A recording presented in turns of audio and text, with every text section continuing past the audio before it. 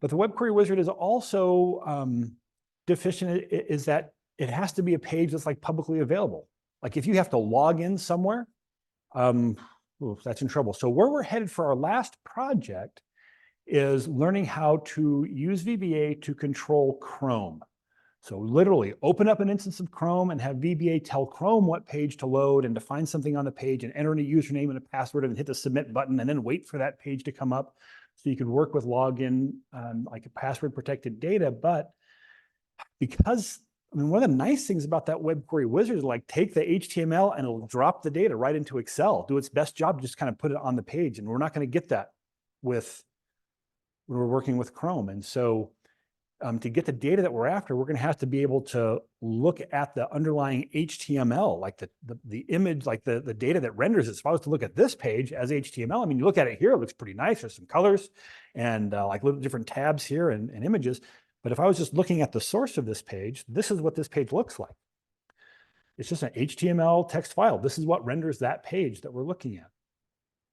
And so what we're going to ultimately have to do is kind of learn how to work with this HTML file, which is just a bunch of text. And so today's class is kind of a stepping stone to that. We're seeing how to work with a text file through VBA code to kind of parse out the information that we need. Although it's not going to be HTML, that's where we're going to be headed. So there's 4 files to download for today. And so just go ahead and get those downloaded and we'll get these open. In fact, let's go ahead and look at one of these files. So this is the file. Let's go down a little bit. Here's like the file that we're dealing with. And this, it turns out that back when I was first teaching this class here at BYU, instead of having a final exam, we had a final project. We gave up the final project in favor of a final exam when the university asked me to scale the class up because the final projects are a nightmare to grade because every project is different. Like you go find a business problem and solve it and then write a report about it. But this was one of my students' final projects. Her father got this data in like once a week or once a month and had to bring the data from this file, from files like this, and import it into Excel to be able to do some analysis on it. Someone tell me something about this data. You know, kind of look at this and, you know, say that you've just, you know, your boss was here, Smithers, make sense of this data for me. And it gives you the file. What are you gonna, what can you figure out? So tell me something about the data that's here. A bunch of zeros, a lot of zeros in this data. Okay, good. We're setting the bar pretty low. Good. That's something about the data. Give me something else.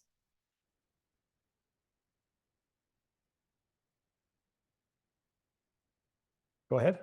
Only part of it is in rows and columns. Okay. So this is what you're saying is this is not just like a fixed length variable field or a comma separated variable field. You're looking at blocks of it and you're saying there's some blocks that looks like it's got some structure to it, but the whole thing's not that way. Good. What else?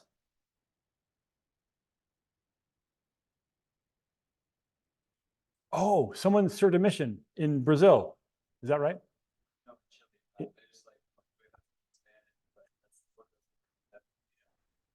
Yeah, okay. So we got some, its origin is Brazil. And so the language that we see here is Portuguese. Good.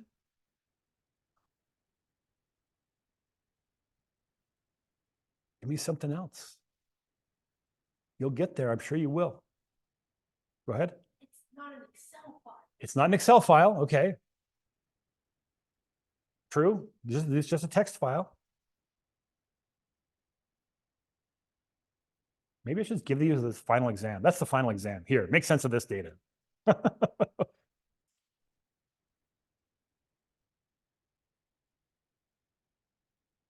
I believe you. You're smart people. Like you don't get admitted to BYU without having some, you know, ability to do some analysis of an unstructured problem.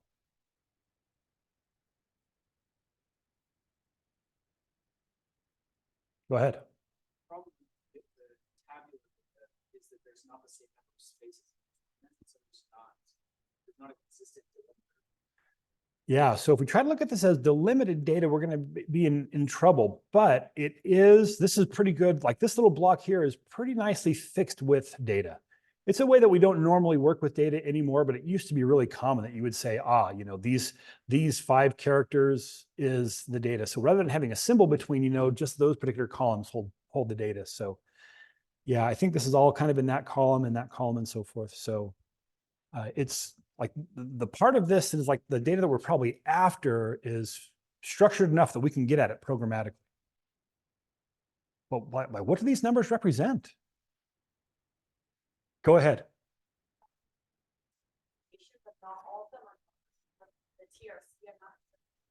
Good. Okay, yeah. So this is a monthly precipitation tabulation. And so this, Januaria, is that like a city in Brazil? Anyone know? I don't speak Portuguese. I think this is a city in Brazil, and I think that is a state in Brazil.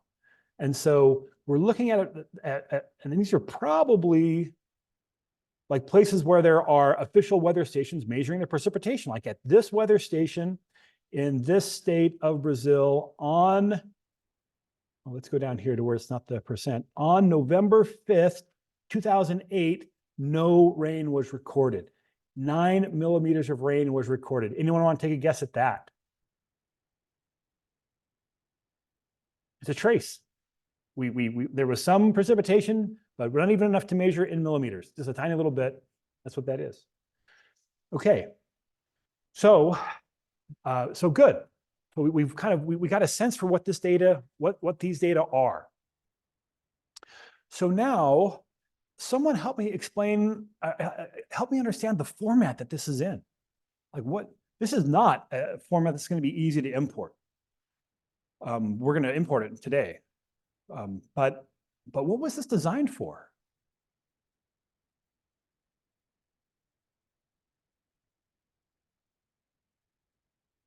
Is this meant for a computer to read or a human to read? This is meant for a human to read. Yeah, so this is like a report that would get printed off. And kind of interesting thing. Like we go back to the 1970s of computers. How many computers do you have in your company in 1970? If you have a computer, how many computers do you have? You have one. Like the thought of having more than one computer is absurd. It's a laughable thought. Well, how did you, as the director of marketing, how did you get information off of that computer? Would you go to the computer and type something in to get the information you wanted? How would you get your information? Take a guess. If you don't know, I mean, you weren't around. I was 3, so I wasn't doing this.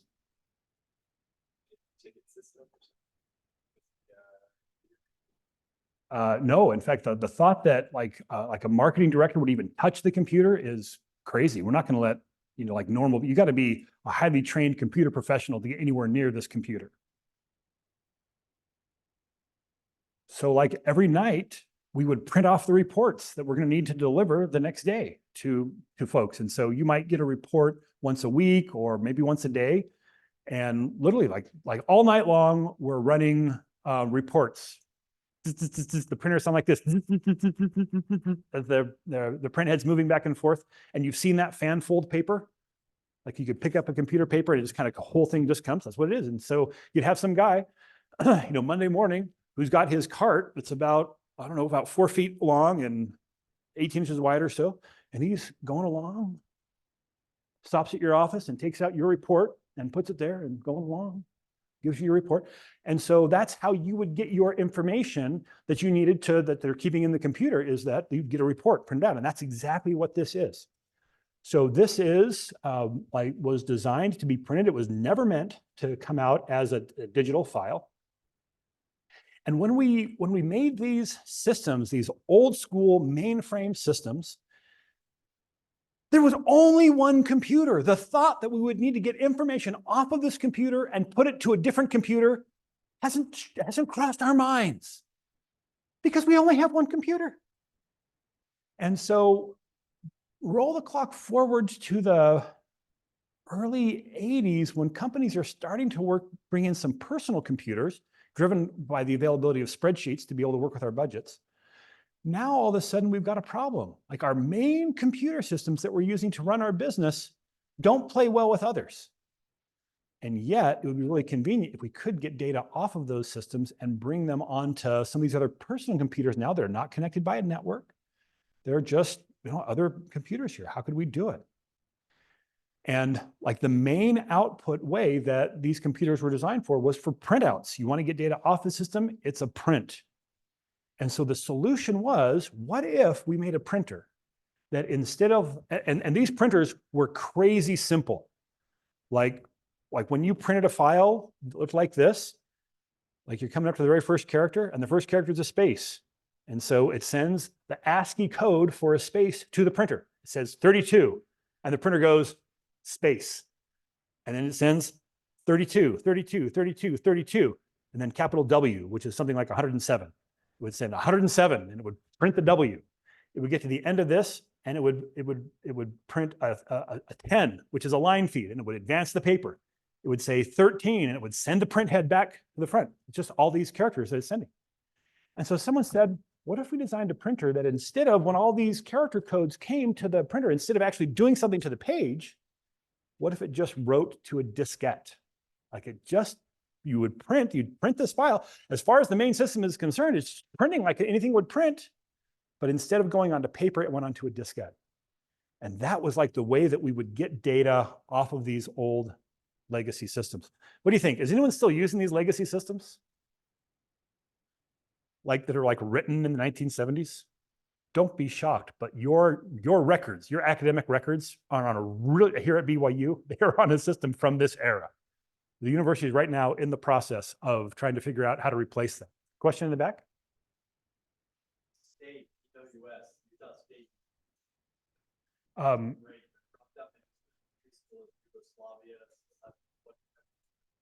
Oh, really? So you're talking about Utah State University or the state of Utah? Yeah, governments are kind of still in this space in a big way.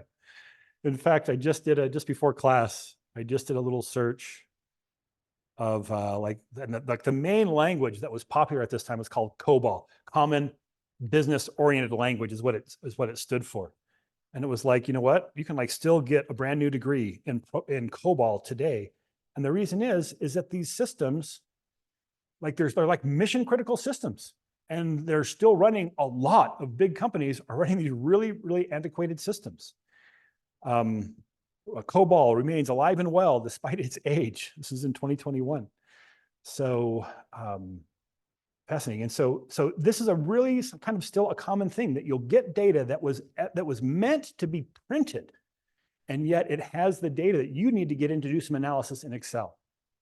And so our task today is to be able to build a VBA sub-procedure that will take this file in and bring this data off of this meant to be printed format and put it into cells so that we can do analysis on it, so that we could do you know charts and sums and averages and whatever it is that we're going to want to do. And even though this is less common today than it was even 20 years ago, or even 10 years ago, this will be a great stepping stone for us on the way to the little bit more structured, but a little more difficult to understand data that we get when we're working with HTML, which is where we'll have to get to be able to get the data for our like working with password protected web pages. All right, so let's go ahead and dive in. Okay, so I've got my parse text files open. I've got my, go ahead and kind of bring this over here as well. And bring up my database code. So we have a few things here already. So the code's already starting with something. So this one here called process data. This is a similar example that we did before. All it's going to do is it's going to build a collection of the full path to the files that we're interested in. So we're saying, hey, give us a directory listing of everything that's in the same folder as this workbook. So look at the path from this workbook, put a slash on it, and say star.data. That's going to give us any file that ends with .data, which is what these files end with. So these are like the extension is .data.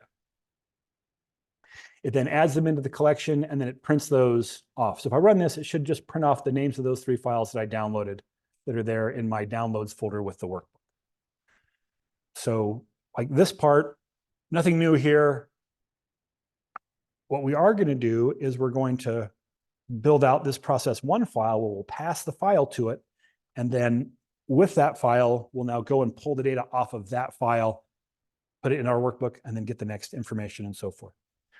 So as you can see, I've already got like a little debugging procedure here that's just going to say, I'm going to process one file, and it's the one that ends in 11, which is the one that we're showing here. So this is the file that we're going to process to practice with.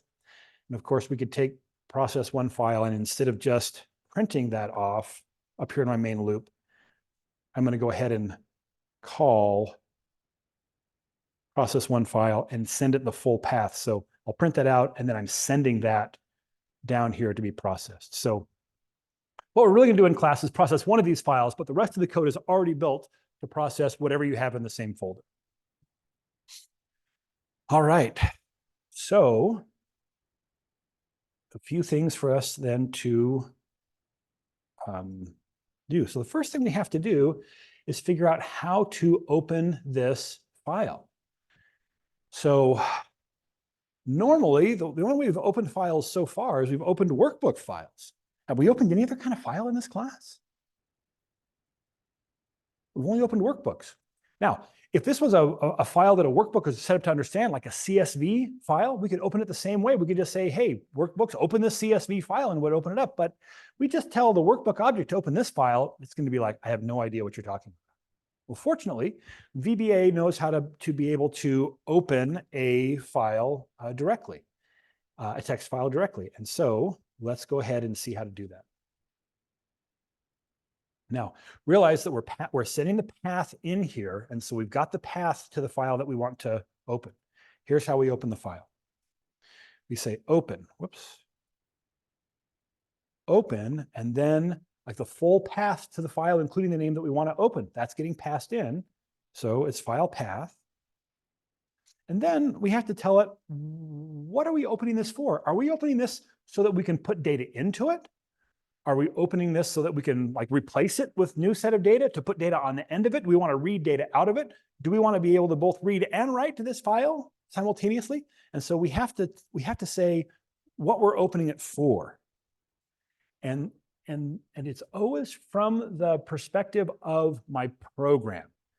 So for my program, I'm going to be bringing data from this file into my program. And so I'm opening that file for input. So that says, no matter what I do, I can't change this file. I'm only opening it to read data into my program. And now here's another kind of interesting thing is that this syntax that we're seeing here goes back to the very early days of BASIC, before there was any notion of having this be object-oriented. So there's no objects, there's no methods, there's no properties. But we probably want to be able to have multiple files open simultaneously. I might want to open 3 different files at the same time, work with data from all 3 of those files, and put them out to a 4th file. Now, if we had objects for this, not a problem. We would just create an instance of an object that kind of deals with files, and we could have 3 or 4 different objects working together. But this is before there was such a thing as objects in the BASIC language. And so to keep those different files straight, we give them a number. So we'll say as number 1, and we'd have number 1, number 2, number 3, number 4. We just number all of our files. And then we would use the file number to say, what am I trying to read from what particular file? Well, what file number am I reading? And then when we're done with that file, as number 1, when I'm done with that file, I'm going to close it. Close number 1.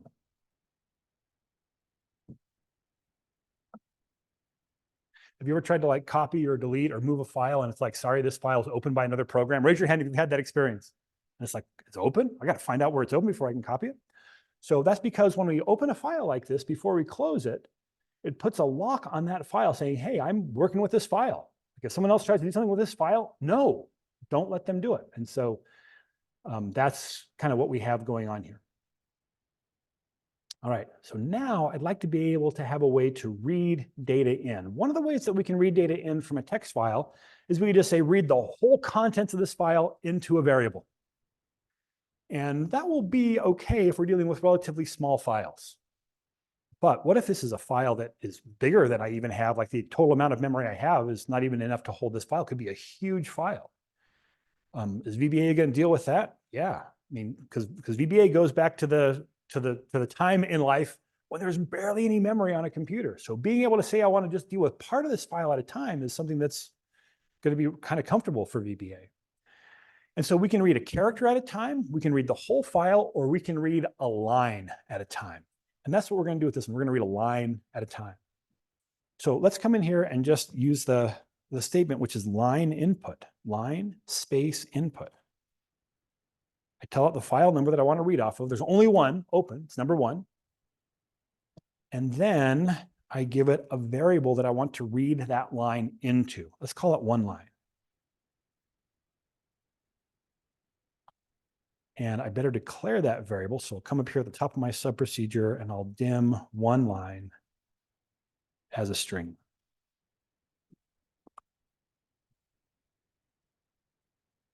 And that will read the line in. I think at this point, I could like print that out.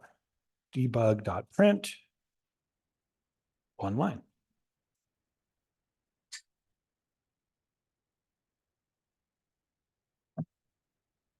I will run my Acme sub runner. And sure enough, it has printed off WSI Corporation, monthly precipitation. There it is. That's the first line of that file. By the way, this reminds me that we're doing something very similar to this for the homework that's due tonight. So, but there's a thing, and that is this. Let's look at this really quickly. Let me say this workbook.path.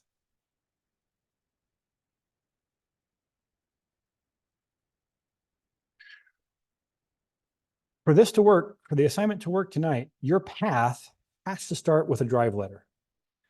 If you do like path and it comes back with something that looks like https:// and then has some other stuff, this means you've got the file stored on OneDrive. And like VBA is going to be really confused by that path. So make sure that when you're working on the homework for tonight, you have the workbook that you're working on saved to a file that's actually locally on your computer, not on OneDrive. Okay. So now what I need to extract off of this file is I have to get the precipitation data for each one of these places. So I got to know, all right, so in the state of Minas Gerais, Januaria has got, you need to know the precipitation for that. And whoops, and what I've got to do here is I've got to say, okay, great, for the date, November 4th, 2008, for this state and this weather station, there was none. That's what I got to record. So is there any data that I need on the first line?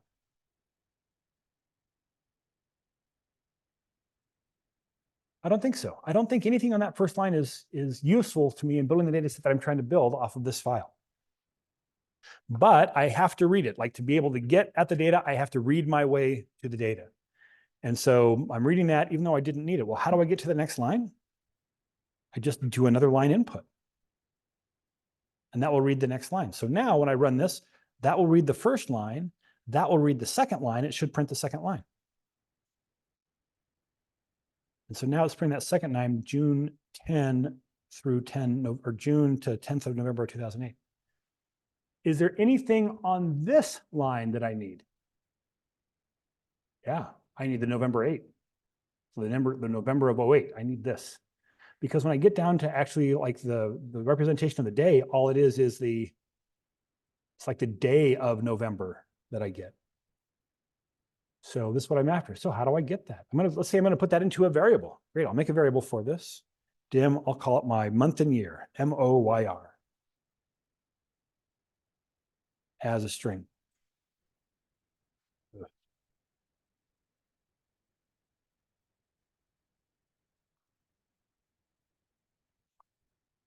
Any thoughts on how I'm going to get it? Looks like the stuff we learned already in class. So if I could figure out like what number that is, what number is it? I don't know. Come over here. 1, 2, 3, 4, 5, 6, 7, 8, 9, 10, 11, 12, 13, 14, 15, 16, 17, 18. Starts with the 18th character. What do you think? Am I comfortable saying, it's going to be the 18th character? Some of you are shaking your head. Why? It's not going to always be the 18th character. Why do you think not? Go ahead. Yeah, we're looking at that June right here, and I'm not quite sure how that's going to handle it. Would they abbreviate every other month to just 4 digits? And maybe it would be. I'm just not sure. How would you abbreviate May to 4 digits? I guess you could put a space after it. Okay, so although it might work, I'm uncomfortable just saying start at a particular character number. So, other thoughts? Go ahead. What's the dash? Ah, probably. Well, I'll ask, where is the dash? And once I find the dash, I can say, that's where I'm going to start. I like it. Let's do that. So let's go ahead and find out where that position is. So let's declare another variable here for our position. POS is just an abbreviation for position, in case you're wondering. And then how would I find, what function might I use? Say, because right now this is what's in my 1-line variable. How would I find it? What function would I use to track down where that little string is inside the other string? Do you remember?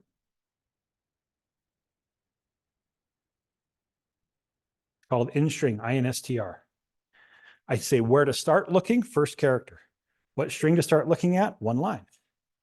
What string to look for? Dash. And let me stop. I'm going to run right to that point and stop. So I'm going to have to keep running the whole thing.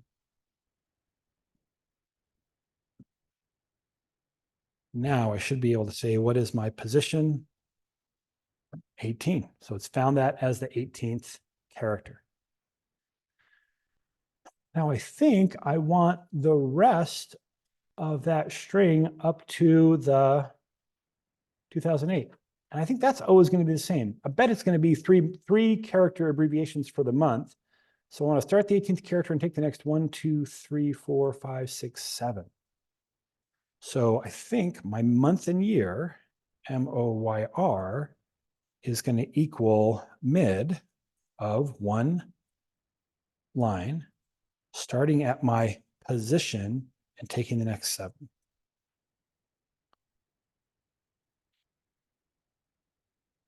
Now let's see what my month year is. Did I get it right? Yeah, dash November of 08. Now, ultimately, what I'm going to do, like when I get down to this 4, which has the day that I'm looking for, I'm going to take that 4 and I'm going to put it in front of this November 08 to give me a date that I can write into an Excel cell. And so I think I'm good to have that dash in front of it. Ultimately, I'm going to need that dash there anyway when I build the date identifier. So I think I've gotten that pretty good. All right. So what's the next data that I need here? Well, when I look at this first block of data, this is telling me the precipitation for June of 08 and the percent of normal. Like this is the precipitation for a whole month. Now we're over here in November. So it looks like this first table is kind of showing us for the 6 prior months or the 5 prior months, what is the precipitation in percent of normal? So apparently that average precipitation for June was 0. Maybe it's the total. Is that the average or the total? Maybe that was the total. I don't know what this is. But what I'm after is I'm after the daily data, and that's not in this first table. My daily data is down here, and it alternates that way. So here's the next block that I'm looking for, Sao Paulo. And here's the average data or the monthly data, followed by a table of daily data. Monthly data, daily data. So this first one for the data I'm after, I don't need this first table at all. So I'm after what's happening down here. So how am I going to find it? How could I know? In fact, what's the next? I don't need any of this table up here. I know it's precipitation. This has my November of 08 again, but I've already got that off the second line. So what's the next line here that has data that I care about? Let me highlight this right here. Is it up or down from here? Okay, is it up or down from here? Yeah, this is the one. This has the days that I need. So I know that we're going to have stations and call numbers. This is the state, but this has the dates that the data was collected from. So how, oh, how can I work through this file and find out, okay, that's the date that I'm after? You know, what is it about this kind of semi-structured data that's going to allow me to work through it? What algorithm could I apply to know, I have found the date? What do you think? I found the line that I'm after. This is what we have to do. And like, there's no magic, there's no silver bullet here. Ooh. What do we do? How could I tell VBA, go get this line? Or another way to say it was, keep reading until you find this line. Yep. Could we just do like a few line inputs to move us down so we get that? We do, but the question is, how many? Like, we're on this one right now, and it's not always the same, because this one has 1, 2, 3, 4, 5, 6, 7. Looks like it's got about 16 different entries. This one's got like 8 or 6 or something. So I can't just move a fixed number, but I got to do something. Go ahead. Okay, maybe just keep going until I find station, like in the first 10 characters or so. That sounds pretty good, but I'm right here now. And if I search until I find station, I'm going to hit this one. But what I like about your approach is you're saying maybe there's something unique about the line that I'm after that I could just notice when I just keep reading until I find that. So I'm just going to delete some of these so we can kind of bring them up to see more of this on the same page. Station isn't unique about it, but what might be?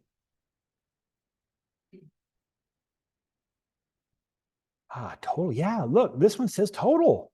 In fact, it says total space total. In fact, this one doesn't say total at all. Does this say total anywhere else? I'm sure that it wouldn't say total space total anywhere else. Or, I kind of like this better because it's the very end. If I'm looking for something in the middle of the string, I've got to make sure that it doesn't kind of show up anywhere else in the middle of any other string. This looks like the only one that ends in norm, N-O-R-M. Looking, do I have any other ones that end in norm? That's what I'm after, norm. So I think I'm going to just maybe put myself into a loop, and I'm going to keep reading lines until I find one that ends in norm. I like it. Let's give it a shot. So, I've got my month and my year. Maybe I'll put a comment for myself. Find the first daily precipitation. Find the daily precipitation data. So I'll put a do loop here, loop. Better put a do events in the middle of that. And what am I going to do? I'm going to read another line inside that loop.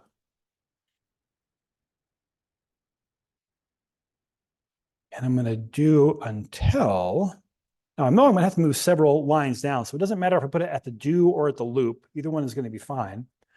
But do until the right of one line, 4 characters is equal to norm.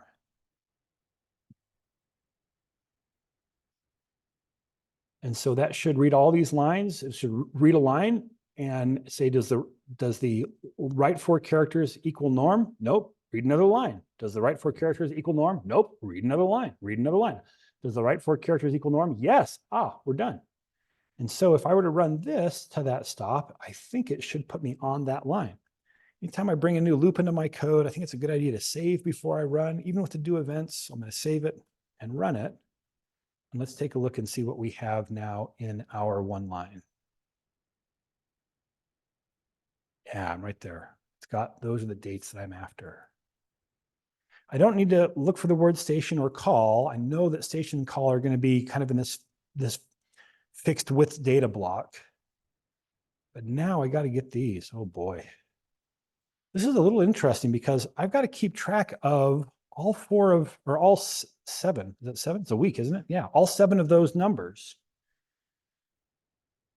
until I get down to here. right? I'm going to get down here and ultimately I'm going to say, okay, that number is for that state, that station, that call number for November of 08 and the 4th. So I've got to keep track of these to be able to kind of assemble that to give myself the record that I'm after here. So any thoughts? What can I do to keep track of these? What kind of variable would be a good variable to use for this?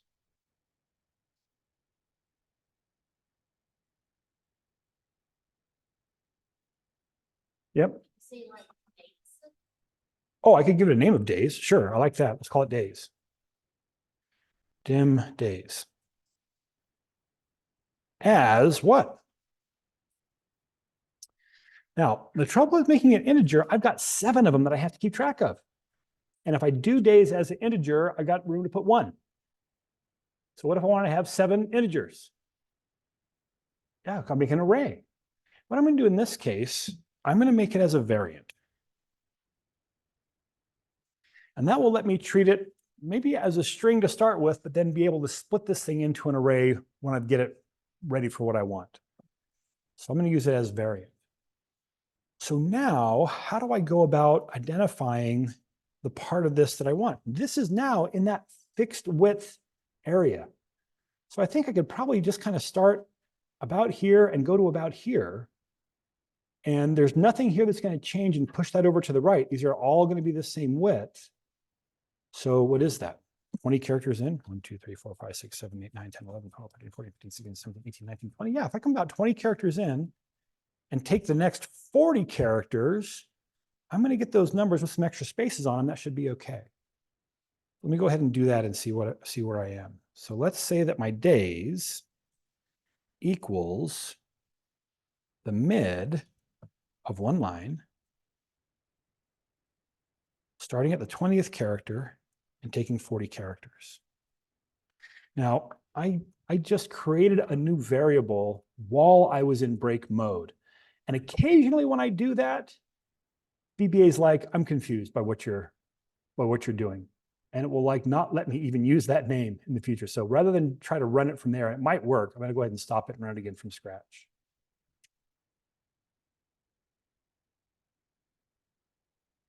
So now I should be able to ask what is in days. Yeah, good. So I've got some spaces and a little space at the end. Now, here's the problem. Because this is fixed width data, how many characters are between each one of these? 1, 2, 3, 4. 1, 2, 3, 4. Oh, good. 1, 2, 3, 4. It looks like there's 4 between each one. 1, 2, 3, 4. 1, 2, 3. How come there's only 3 between these? Yeah, it's because the number is 2 digits. And so it kind of eats into the space between. I'd like to simplify that so I can split it into an array that doesn't, and it's not going to have the same, it's not always going to have 4 characters between. It looks like it'll always have either 3 or 4. Any thoughts? How could I simplify that expression easily to be able to make it easier to split? Yeah, go ahead.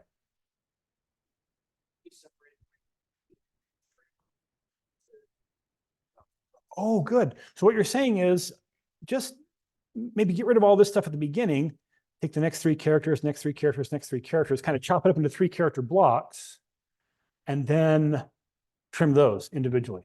That would work. That's more work than I want to do. There's a simpler way. And you learned it in Excel, not even VBA. This is something, there's something, an Excel function that will be perfect for this. Yes. What's it called in VBA in Excel? What is it? What's the one that will take off leading and trailing characters and take multiple characters, sequential spaces in the middle and collapse them down to a single space? What's it called? Trim. Yeah, it's like it's made for this. Beautiful. So I'm going to say, all right, let's change days is going to equal a worksheet function dot trim. Now wait, isn't there a trim function in VBA? Yeah, but all that one does, it takes off leading and trailing space. It doesn't touch anything in the middle of the string. And collapsing multiple sequential spaces into a single space is just perfect for us. So worksheet function dot trim, and I'm going to pass it days. Run that. And now I'll look at days. Oh, that's beautiful. Leading and trailing spaces are gone.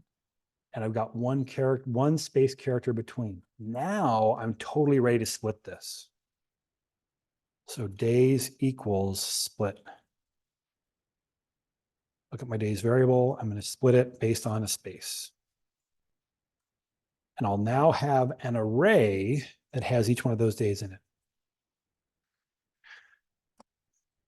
So now if I look at days sub 0, it's the 4. Days sub 1 is the 5. Days sub 6 should be that 10. So now I've built a little array that's holding exactly the data that I'm after. Not to throw a wrench into things, but let's go look at one of these other files. Let me open up Notepad, another Notepad. And I think it's this one, the one that ends in a 3. Yeah, look at this one. So like when I get where a week goes over a month, they don't show me all 7 days. They say, look, that like the other 4 days from this week, they came in the one called October. This one's November. Is my approach going to work for this one as well? I'm going to find this line still ends in norm. I'm going to take from the 10th to the 40th character. Am I still going to end up with a good looking array? Yeah, it'll be shorter. That's okay because the data I need is shorter as well. So it's fortunate that the approach that we took is going to work even for these smaller files. Nice work. It's almost like I knew that was the way it was going to be. Okay, so now I've got the days. I think I'm done. Is there anything else on this line that I'm interested in? Okay, so what's the next thing I need? It's the state. How do I find it? This one should be pretty easy. What do you think?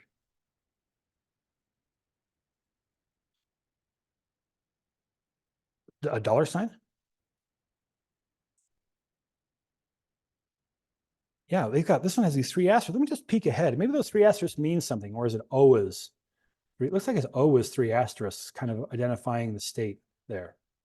So I think I'm going to do like the same thing. It's like ends in, I'm going to do the same kind of loop that I had when I was looking for norm. But I'm just going to look for something that ends in those 3 asterisks.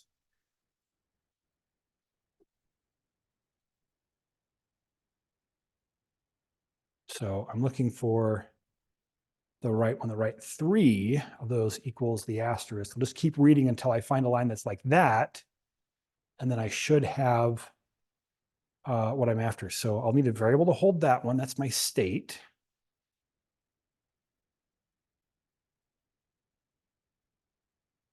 Why don't we do a few more variables while we're at it?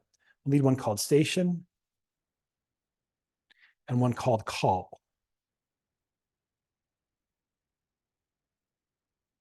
I'm going to stop my code.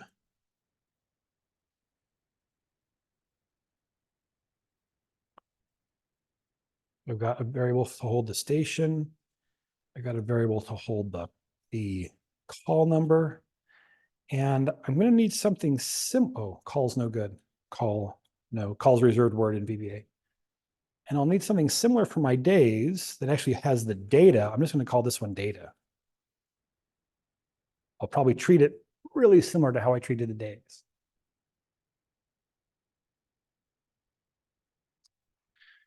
All right. So after I read until I find a line that ends in this, I'm just going to say that now my state is equal to, I'm going to do this one line, but I don't want the asterisk on it. So let's just replace the asterisk. Replace, looking at one line, looking for an asterisk, placing it with a 0-length string. That'll just delete those asterisks. And then I could change the state. Do you want to do it in a separate statement where we reduce the, get rid of the leading and trailing spaces? Or do you want to just double it up on this line? Who says, make another line to deal with spaces? who says, just deal with spaces on this same line. Oh, that's the more popular choice. Great. Well, so that's gonna replace the star with nothing. Now I just want to get rid of any leading and trailing spaces. So trim. I don't expect to have to deal with anything in the middle, so I don't have to use the worksheet function called trim. I'll just use the VBA function called trim. I'll run my code to there. And I'll look at my state. Now I've got that state looking in a stately way. Do we want it in uppercase or shall we change it to proper case? Let's change it to proper case. Just because it's easy. Because there's a worksheet function that does that. It's called proper.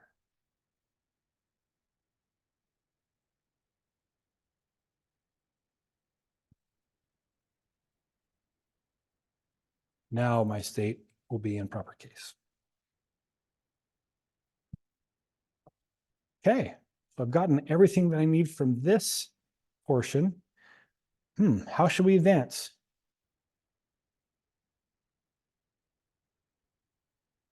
How do we go to get to this data? What do you think?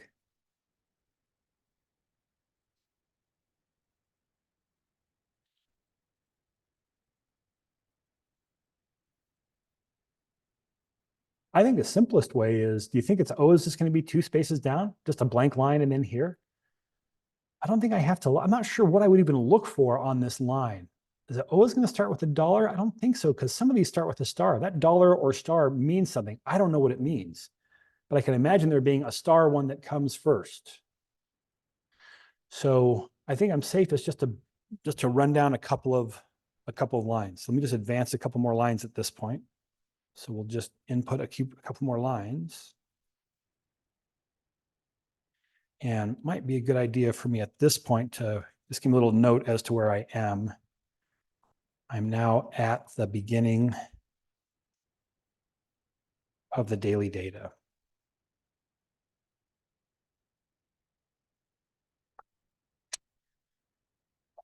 All right, so I think it looks like the first character is always either this dollar or this star. Is that really true? I'm looking down through these. I'm not seeing another one that looks different. Oh, yeah, or an at. I just saw one that was an at. But still, it's one character. Where's the at? Yeah, Mamfi. So I think I'm good just saying, you know what, there's always going to be at least one space in here. So I think I'm going to start at the second character and take 1, 2, 3, 4, 5, 6, 7, 8, 9, 10, 11. I'll start the second character and take 11 characters. That should give me what I'm after there. And that is my station. So station equals the mid of one line, starting at the second character and taking 11 characters. Then we're going to start at the 1, 2, 3, 4, 5, 6, 7, 8, 9, 10, 11, 12, 13. Start at the 14th character, and these look like they're 5 characters long. So I'll start, was it the 14th? 1, 2, 3, 4, 5, 6, 7, 8, 9, 10, 11, 12, 13. Yeah, start at the 14th character and take 5 characters. Should give me my call number.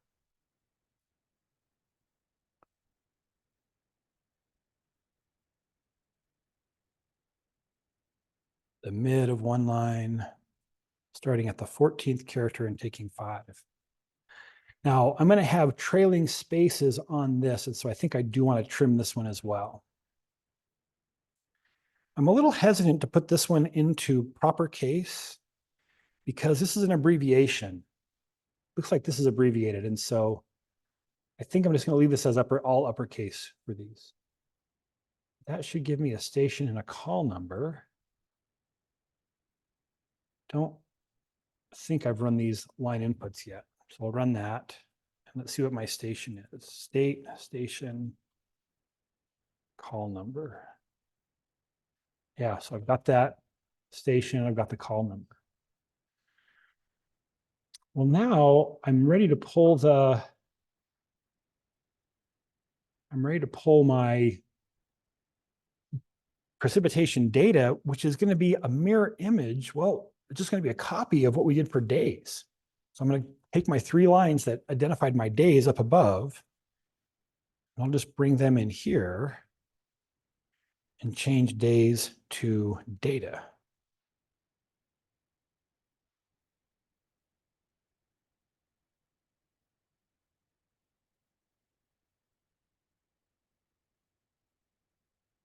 And that should give me now my data. So here's data sub 0. Data sub 1, 2, 3, 4, 5, and 6.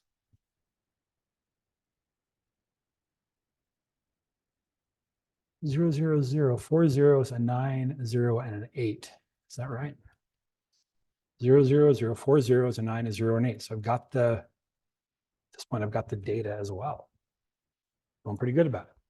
At this point, I've got my first week's data finally ready to write out to the worksheet. So do we have a worksheet already to take the data?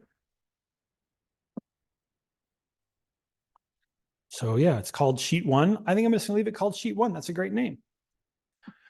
But I think I better figure out which row to start on. So I'm gonna go ahead and declare a variable called row as a long integer, not as a log, as a long integer. And I might even find out where to start here, just kind of at the very beginning. Let me say row is equal to, I'll go to the very bottom of the worksheet and come up until I bump into something. So sheet 1, is it called sheet 1? Yeah, it's called sheet 1. Sheet 1 dot cells, rows dot count, column number 1. That'll be the very rows dot count, how many rows there are, 1.04 million. So this will be row number 1.04 million, column number 1, very last cell. I'm going to say end, and I'll come up. So that'll be until I bump into something. XL up. I will then say I want the row of that, and that will be the one that actually holds the last data. So I want to add one onto it. So my starting place, that will tell me where to start. If I'm down here at the very bottom and I hit control up, it takes me there to the first line. I'll then come down 1, and that's where I'll start. So I'll start writing on row 2 the very first time. We've done this a couple of times before. Anyone show me how comfortable you are with what we just did here? 0 to 5. 5, 5, 5, 3, 5, 5. Okay. So now I think I'm ready to write. But I'm going to have to write now. I've now read into my variables. I've got everything I need for a week's worth of data. So I got to write them all out. Probably I should use a loop.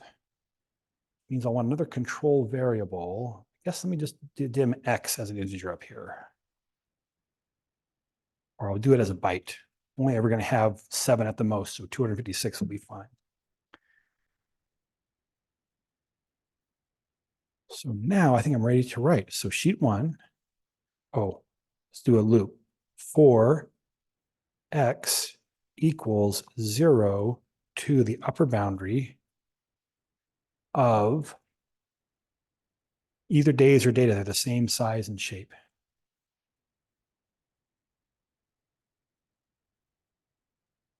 I want to write out to my sheet. Sheet 1 dot cells, row number row, column number 1 dot value equals, should we put the date first? Let's put days sub x concatenated with our month and year. I'm going to go ahead and I'm going to stop my code and run it again up to there. That should put the date in, then we'll build the other ones out. That shouldn't be a dot, that should be a comma. Oh no, that should be rows dot count is a dot. Okay, it looks like it's put for November 08 there, but you'll notice that Excel has recognized that as a date, right? It's actually showing that as in different format here. So you can tell, oh yeah, that's good. It's found that as a date. So now I think I'm ready to put on my next one. So in column 2, I think for column 2, I want to put the state.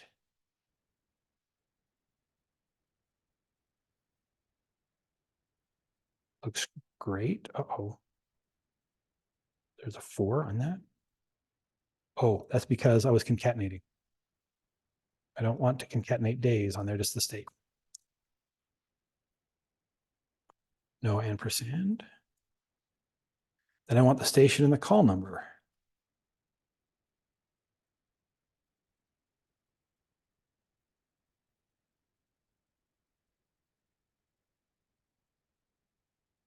And then I want my actual data. I think that's it. Did I miss anything? Okay, so I've got my state. So let me come up here just below state and run the rest of those. Oops, got it up to my indices. 3, 4, 5. And I'll run all of those again.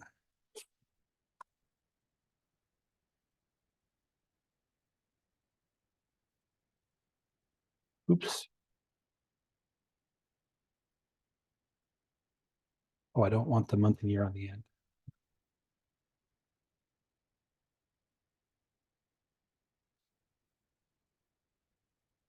So there's my precipitation.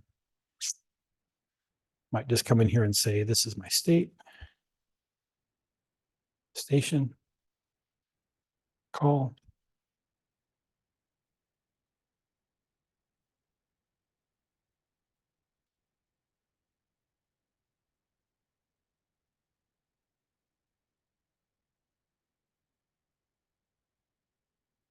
Reset.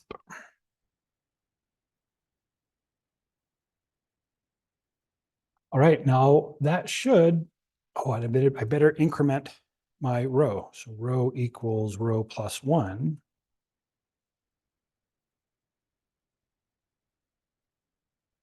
If I run that again to that next breakpoint, should put in the next line. Oops.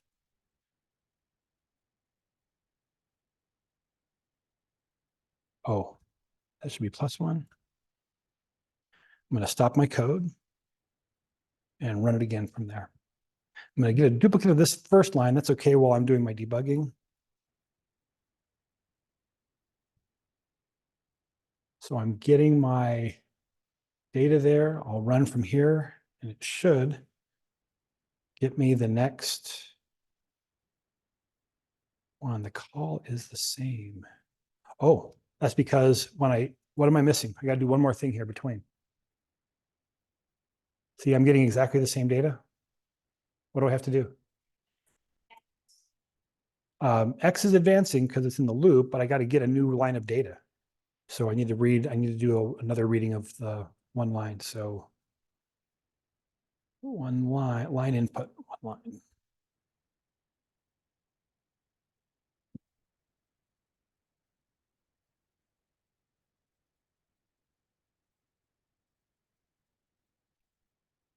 Okay, and then I've got to also be getting this station and call number. This has to happen inside my loop. So let's bring these inside the loop. State can be outside because I read the state off, but now station, call need to come from the inside. I think we're getting pretty close. I'll save this, clear off my data, stop my code and run it again.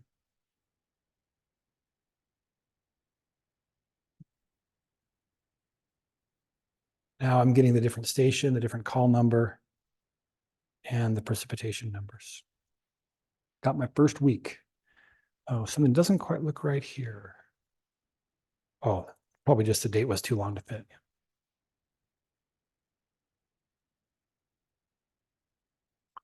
Okay, how comfortable are you with what we've done so far? 0 to 5. 3, 4, some 5s, 4s, mostly 4s. Okay. One question. Yes. How you making it so that the data isn't overriding the first row, which is your headers? So why is it I don't overwrite that first data? Because I'm down here. I mean, what I'm saying is come to the bottom and then like come up, control up arrow. That's getting that line. And then I'm saying +1. Thank you. Yes, yeah, this is designed to not overwrite any data. This is designed to just add, because here's the idea is that I'm building my main file here. I get a new set of exported data from the system. I want to append it to my data file in Excel. So step one is to find out where the bottom of my data are and then just add the new set of data in. Okay, so at this point, we have dealt with our first line of data. We've done this guy.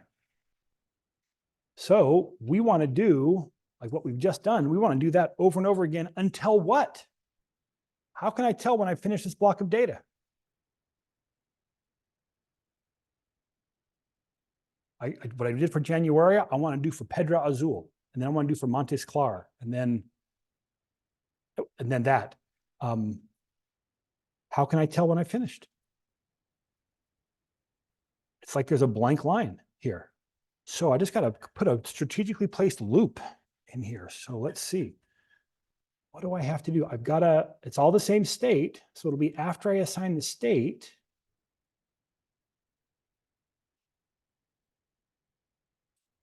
Here's where we assign the state. We do these two lines. I'm at the block beginning of the data. And then here's where I'm reading the data off of that line. It's right here. I'll just put a do loop right here. Do and loop. Let me tab everything in between those. And generally speaking, I prefer the condition at the top of my loop. So I'm going to do until one line is equal to a 0-length string. Because we're going to read that line, take us to the next one, do until.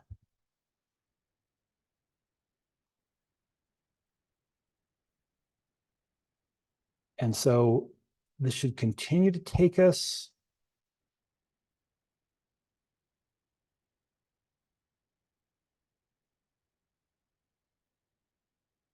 I don't think I should be reading the line inside this loop.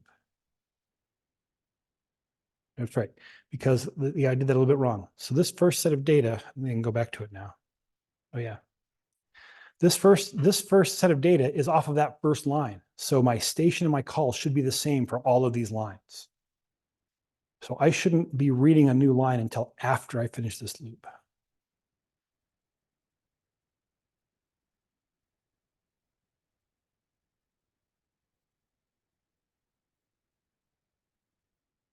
Okay, I'm going to stop my code, delete my bad data off again,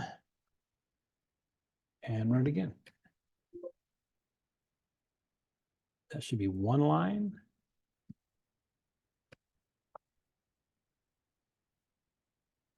Okay, yeah, so now the first 7 are that same station. Then I get the next station with all their data, the next station with all their data, and so forth. Got the trace. Okay, so now we've got that first block. Wow, we've got a whole block. We got 7 minutes. Can we finish this? Yeah, I think we can. What's next? We've got to this block. We just got that line there. What do we do? I think we just need to go down until we find our next norm line. We've already got code that does that. We just need to do that again. And we got to keep doing that till we get to the end of the file. So let's just go make another do loop on this. Another do loop? Good heavens. Here's where we're looking for that norm. Let's just put another do loop here. Do. And then loop right where we are here, loop. And let me tab in everything that's inside of this one.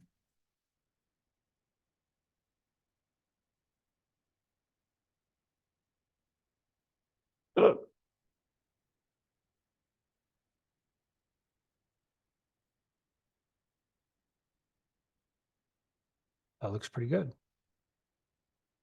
I'm going to stop my code. Just run it again, even though I'm duplicating my data, I'll run it again.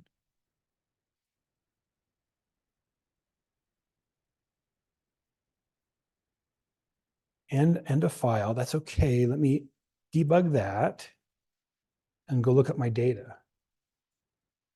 Yeah, I've got 1,000 rows of data now. Ended up in Indonesia. Indonesia? I don't think Indonesia belongs to Brazil. So maybe state was the wrong word to use for that. So it looks like, is that the end of my data?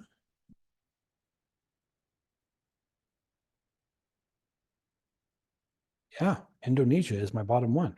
So that looks like I made it to the data, but then what went wrong? I got to the end of the data and what happened?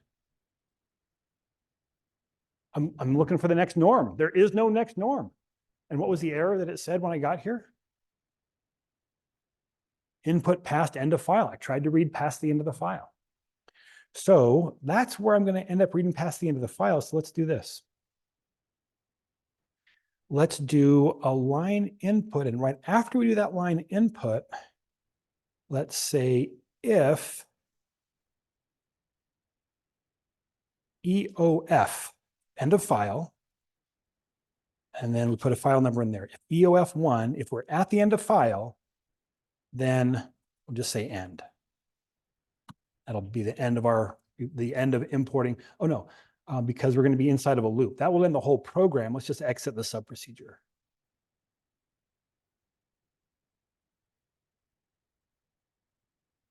And so when we're doing this in debug mode, it'll be the end because we're only calling it once.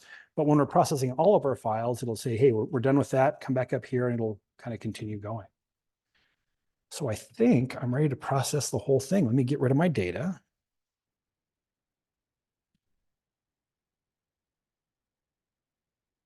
And I'm going to run the whole thing. So I'll run process data. For each file in files, process one file. Oh, what was it? Type mismatch probably? Yeah, so I think, yeah, I just probably need to make this into a string, str. I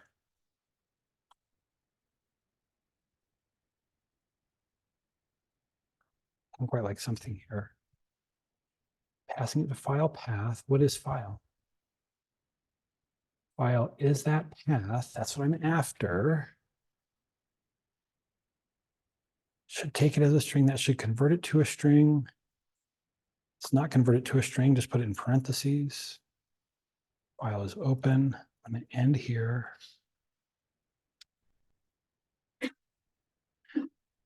Oh, I'm not closing the file.